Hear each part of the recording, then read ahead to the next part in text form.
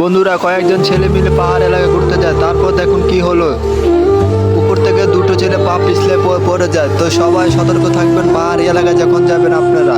দেখুন, একটি দুর্ঘটনা সারা জীবনের কান্না। আপনারা যারা পাহাড়ি এলাকায় ঘুরতে যাবেন অবশ্যই পায়ে জুতা নিয়ে ঝর্ণার কাছে উঠবেন। জুতা ছাড়া ঝর্ণার কাছে উঠবেন না, কারণ ওইগুলো সব কিছু পিছলা থাকে। তার জন্য দুটি ছেলে পড়ে যায়। তারপরে দেখুন কি হলো, শেষে দেখুন আপনারা কি হলো।